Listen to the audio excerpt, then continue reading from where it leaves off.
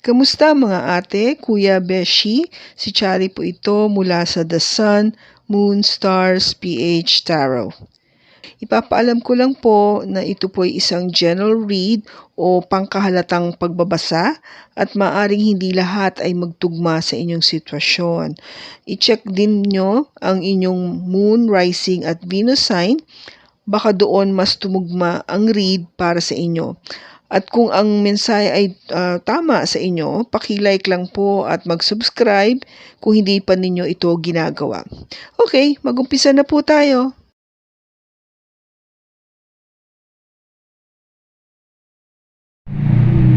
Hello po mga ate, kuya, beshis. Kamusta na po kayo? Andito ulit ako si Shari para gawa na another reading, and this is for the sign of Capricorn, Sun, Moon, Rising, and Venus. And of course, welcome po yung mga cross-watchers ni Capi at yung mga bago po nating mga viewers. Gusto ko lang pong humingi po sa inyo ng pangunawa kung bakit hindi po ako nakakapag-upload ngayon ng on time. Kasi po, I'm trying my best to resolve po o ayusin yung aking technical problems po sa aking mga equipment. Kasi po nasira yung computer ko. And yung isa ko pang wino-workout is yung aking microphone na alam kong every now and then may lumalabas na comment na mahina po yung aking volume o yung boses ko pag nagre-record. Pero ginagawa ko po naman lahat para maging maganda po yung kinalabasan ng aking recording. Pero dahil po may mga problema sa aking equipment, kaya hindi ko po magawa ng maayos. And hopefully, sana po ito na po yung umpisa na kahit pa paano po maayos ko naman siyang ma-upload this time. So, tignan na natin ngayon kung ano yung mensahe para sa iyo, Capricorn, at sa iyong person.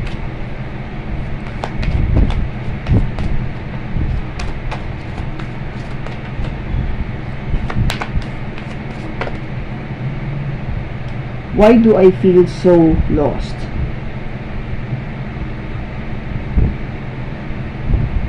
Bakit ka nga ba nakakaramdam ng ganito? Pagkawala, no? Lost is pagkawala. Yung kung tipong bang parang one way of feeling lost is, well, obviously kung somebody passed away, syempre it's definitely a loss, no? Nawalan ka ng isang mahal sa buhay. Or if you feel na parang walang direksyon ang buhay mo, I would see this the other way, na parang walang direksyon, parang hindi mo malaman kung ano yung next na strategy na gagawin or what is your plan for the future, no? This is what I'm feeling right now for you, Capricorn. So tignan natin kung ano yung lalabas sa tarot. Parang you're asking kasi dito, no? Alam mo may kulang eh. Something is missing in your life. Why do I feel so lost? Diba? Parang may kulang eh. Yun yung nakikita ko sa'yo. O nasisense ko. Temperance. The Fool. The Queen of Swords. The Six of Cups, and the Seven of Pentacles. Bottom niya is the Four of Swords.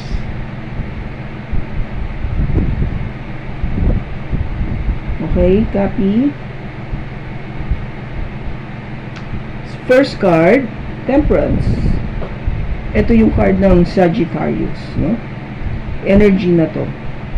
Or may Sagittarius sa chart niya. But basically, Temperance is really telling you to balance yourself. Balansehin mo yung sarili mo. Balansehin mo siya in a way na patas yung feelings at yung pag-iisip. Kasi minsan, di ba Capricorn, you being an earth sign, mas higit yung pag-iisip, no? Kesa yung damdamin. Damdamin kasi is more for the water people or the water babies, which is Cancer, Pisces, or Scorpio. Kasi sila talaga, they focus on their emotions, no? Kayo, Earth sign, you focus on your thinking, on your logical mind, no? Na ano na ba yung gagawin ko? What is the the best thing to do? What should I plan? Diba? Ano yung dapat ko iplanuhin? Ano yung dapat na o paano i-execute itong naisip kong plano? Ano yung detalye na dapat kong malaman? Yung mga ganong pag-iisip. In other words, hindi ka kikilos kung hindi mo to napag-isipan mabuti. Diba? Hindi mo na kita lahat ng bawat anggulo. Hindi ka mag-decide. It is always your mind that will be making that decision, not your emotion. Okay? So that's the best way for me to explain it to you. Now, the temperance, of course, is pareho. Parehong ginagamit mo yung emotion mo, at the same time, ginagamit mo rin yung pag-iisip mo. Pinapantay mo siya. Binibigyan mo ng halaga pareho. Okay? And again, like what I had the other reading previously with, I think, with Virgo, ito yung energy kasi, maybe nung nakaraan na hindi mo nagagawa. Okay? You haven't done this. Or you have neglected to do this. Kasi nga, mas more of thinking ka eh. Now, the challenge would come in because the Fool, this is an energy coming from an Aries, no? Is yung energy na, sige na lang, bigla na lang, gagawin ko na lang, out of the blue, gagawin ko na lang. This is totally opposite of what you are, na ito kasi walang plano, ito yung hindi na pag-isipan mabuti, ito yung tao na kung ano yung naramdaman na lang, sige, gagawin ko na. Hindi ikaw yun. Definitely, medyo mahirap yun for you. It's because it's exactly the opposite of what you are, or who you are. Kaya, this could be a challenge, no? Or a problem for you. Problema to, di ba? Hirap ako dito. para i-execute itong ganitong klaseng energy. To be something that very spontaneous. Yung, sige lang, sige. Kasi hindi ka ganun eh. You plan first. Pag naplano mo na, tsaka mo siya execute, tsaka action eh. Sometimes, God or universe is asking you to be like a fool. Isip-isip, naramdaman mo, gawin mo. If you know it's right, then do it. Of course, yung syempre, you have to be ready for whatever the consequences would be. Kung ano man yung action na yon. You have to be also wise in doing this type of energy. Depende sa sitwasyon mo, di ba? Eh kung masama naman yung magiging yung kung saan mo gagamitin ito para sa masamang paraan, syempre of course it is not advisable. But if it's going to be for something na talagang would bring success or happiness to you and to other people, then of course you act immediately on it. Now, any action to be taken has to be the Queen of Swords. Okay? Queen of Swords is somebody na action din to eh. No? Action agad. Kasi ito naman, hindi ito magdadalawang isip para putulin o arsen yung mga taong wala nang kabuluhan sa buhay niya. If you are not fulfilling your purpose, for me, or within my life, parang, alsin na lang kita, hindi kita kailangan, nakakagulo ka lang sa buhay ko. Ganong klaseng pag-iisip o mindset, or ganong klaseng scenario. You just take it out. Take it out. Hindi naman siya importante. Alsin mo. leave o iwasan mo. Huwag ka na makipag-indulge, no? Stuff like that. Don't communicate.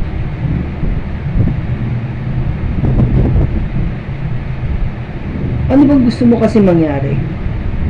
Copy.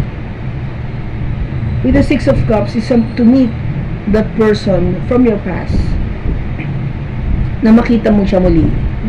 Makasama mo siya muli. Magkaroon kayo ulit ng ugnayan, relationship, communication, bonding. You know, get together. Or keeping in touch. Something like that. Kasi, maybe this person, na-realize mo na siya yung nagbibigay sa'yo ng kaligayahan. O you felt so happy with this person nung naandyan siya sa buhay mo. Somebody from your past. Somebody from your childhood past.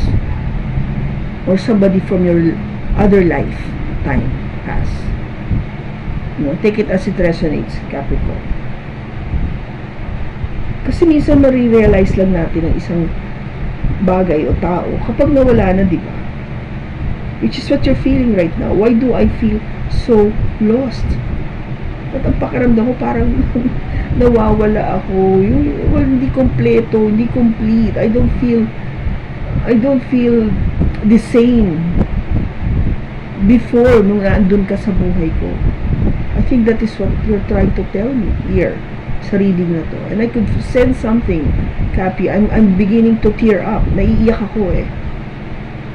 I don't know kung kaninong energy to, but I could feel that loneliness, that longingness, no? Yung gustong-gusto mo siyang makita, yung gustong-gusto mo siyang makausap, gustong malaman kung okay ba siya, kamusta na siya, ano ginagawa niya, mahal mo pa ba siya? Yung mga ganong o mahal ka pa niya? Ganon. Yung ganong dating. Now, anong advice natin? Or the outcome of this is the Seven of Pentacles. Ito yung card or energy, Cappy, na talaga nag-invest ka eh. You took time to really put up with this relationship. O sabihin natin, to nurture this relationship. Matagal na rin yung relationship na to. No? O matagal yung pinag-intay mo para dumating tong type of relationship na to. You've been waiting. So this is a card of waiting. Waiting for that time na ma-enjoy mo na yung fruit of your hard labor. Yung ba sa pagtatanim, nagtanim ka ng isang buto, inalagaan mo, ng maraming taon, tinignan mo kung paano siya lumaki, maging matatag na puno, paano siya mamunga. Yung bunga na yon ang iniintay mo na matikman, dahil doon mo malalaman kung gaano yung oras, pagmamahal at hirap na ibinigay mo dito sa pagpapalaki sa kanya. No, just like maybe with a child, you know, you bear a child, you took care of the child, you nourished the child hanggang lumaki na siya, and then maybe you're trying to wait for that moment na makita mo nakapag-graduate na rin yung anak ko and working now, and now I mean unti-unti, no? Pinararamdam niya sa akin na that my child is very grateful to me for taking care of him or her. Kaya pag meron siyang natatanggap, bibili niya ako ng ganito, titreat niya ako ng ganito, pupunta kami sa ganitong lugar, mamamasyal kami, things like that. That brings happiness to you. No, it is something very nostalgic, no? With the Six of Cups, very nostalgic. Somebody from your past, no?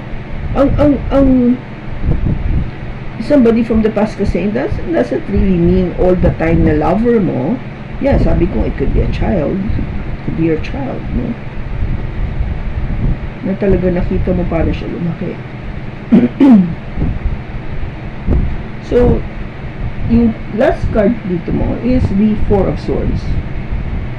This is telling you na you need to take a rest. Copy.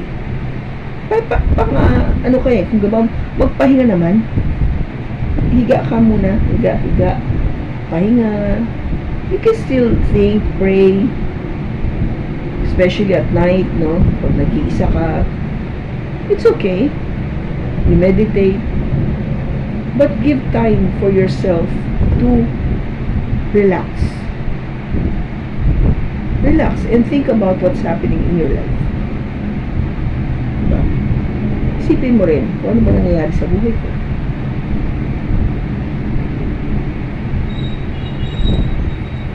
Bakit andito yung Temperance? Bakit andito yung Temperance? For the splitting, again, you have the Four of Swords,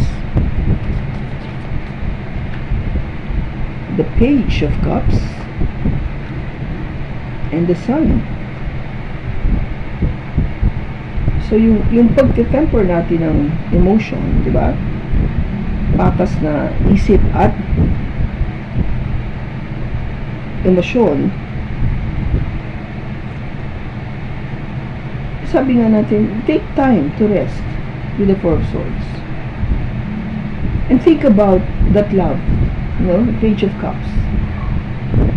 Yung pagmamahal na yun, that initial offering of love, or that baby love, yung umpisang, alam mo yun, kung baby love, puppy love, or yung talagang nag-start kayo to feel this emotion. Why? Because it brings happiness to you. No? Nagdadala siya ng kaligayahan sa iyo. Maybe when you reminisce, no? Pag naiisip mo siya sa gabi, nag-iisa ka, you're trying to think of, ano nga ba nagbigay sa akin ng kaligayahan? Para you won't feel this lost. You know, why do I feel so lost? Kasi nga, pakiwari mo parang wala no? Wala, may kulang. You won't feel that loss if you keep remembering, maybe that puppy love that I had nung ganitong age ako. Or, you know, I remember my baby when he or she was still, ilang months ago, mga ganun. And then you would smile because, ang saya-saya mo ang ganda ng feeling na, you know, it brings happiness to you. And you won't feel lost anymore. Kasi, alam mo, nare-recall mo sa past, ganito pala, ganito kami ganun ganyan. Diba? Bakit andito yung Fool? Ba't andito yung Fool? Ace of Wands, the Hermit, and the Nine of Pentacles. You're asked to take that leap of faith. Parang sige lang, gawin mo na. Huwag ka na mag-isip, huwag ka na magplano. Umaksyon ka na lang agad. Kasi, you know, you've been very passionate about it. You have thought about it, diba? Dalawang, emotion and thinking. Pinag-isipan mo yan mabuti. Para for you to feel that independence, you know, with the Nine of Pentacles. Parang libre ka, no? Walang pumipigil sa'yo. Kasi this is an energy of a person who is single. Yung tipong walang nakatali ba? Hindi ka nakatali sa isang relationship. Ito kasi yung energy na pakiwari mo, hindi ka nakatali sa isang relationship. Okay?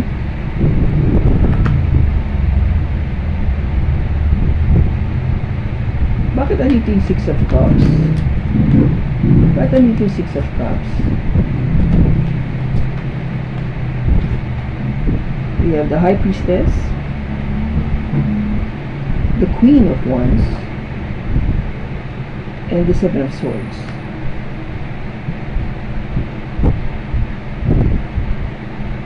Yung energy na to, no, remembering somebody from your past, energy or spirit is saying to you, use your intuition. Gamitin mo yung intuition. You know this person. You know what I'm talking about. This person gives you that energy of passion, of excitement, happiness, no? Ganun yung dating niya. And somehow, this is what I'm not very happy about with the Seven of Swords. Kasi, oo nga, excited ka, no? Kasi, okay siya, maganda siya, attractive siya. But, you feel na meron pang loloko na nagaganap. With the Seven of Swords. Merong something na kahina-hinala for you, okay? For you. That is why you're being asked to use your intuition. Copy, okay? Kasi nakikita mo superficially, alam mo okay naman tong tao na to eh, di ba? Maganda, exciting, matalino, friendly.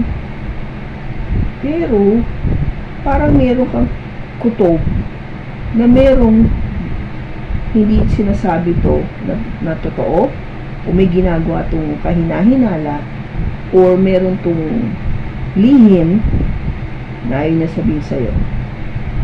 Okay?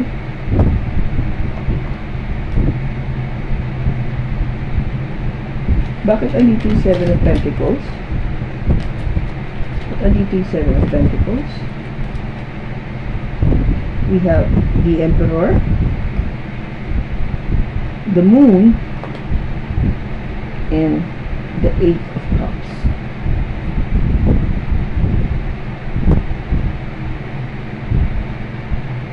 Emperor is somebody na, syempre, big boss to, who is older, a father figure, who is very determined, a leader, no? Parang susunod ka dito. But there is something that is not clear to you or clear to this person with the Moon. That is why somebody walked away. May umalis. Somebody left. This Emperor is not totally clear kung ano yung nangyayari sa'yo. Kaya siya umalis. Hindi niya alam kung ano nangyayari. Even though you both waited for a long time. Kung ba may investment na, nag-intay kayo, you took care of each other, o sabihin natin, meron kayong, kung ba nagpundar na kayo ng oras at panahon pagmamahal lahat. Yet, hindi naging successful yung relationship because your person, this Emperor, energy coming from an Aries, o may Aries siya sa kanyang chart, is not sure or feeling something that is being kept as a secret from you. Merong sikreto ka na ayaw mong sabihin sa kanya o hindi niya maintindihan kung bakit parang meron ka sinisikreto. Kaya siya umalis. So it is not clear to this person bakit parang ganun yung pakiramdam niya, kung bakit ganun yung dating. Parang not all is being said or being shared to. Tandaan mo, lumabas yung Seven of Swords, yung pakiramdam na merong kahinala, na merong ginagawang kaiba-iba o masama itong tao na to. Merong lihim, merong sabihin natin pangloloko, pangsisinungaling, mga ganon, right? Kaya siya nawala, kaya siya umalis. Maybe that's the reason why you're feeling so lost. Maybe the fact that you did not use the energy of the Queen of Swords. The Queen of Swords is somebody who would say things outright, straight, to the point, honest. Hindi siya takot mawala yung tao kasi sinasabi lang niya yung katotohanan. That is why, sinasabi dito, ito yung action that you need to take. The question is, did you took it? Ginawa mo ba yon? Kasi kung hindi, kaya ito yung nangyari. Diba?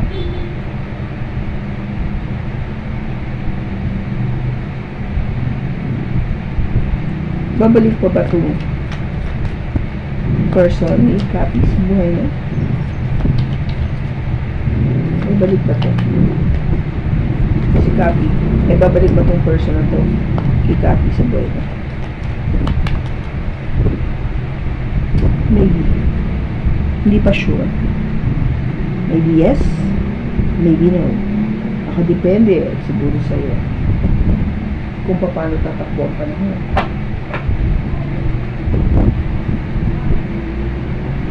Meron ba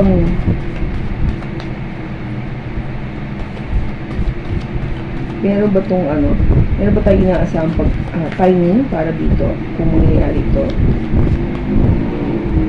Kanilang pag-uusap o pagbabalik? It says you don't lose hope. Huwag kang mawala ng pag-asa. Let me see, nakita ba yan? Huwag kang mawala ng pag-asa.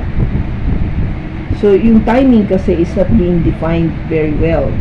So, ang sinasabi, huwag kang mawala ng pag-asa. Malay mo, mabagong panahon. Diba? Mabago yung cycle of life. Sa ngayon, parang hindi pa panahon. The way I see it. The way I see it. Okay? So, nag-flip yung card. Yung advice sa'yo dito, Cappy, is humor. I choose to focus on the lighter side of life. Medyo tawa-tawa lang dyan. Okay? Maging chill lang muna.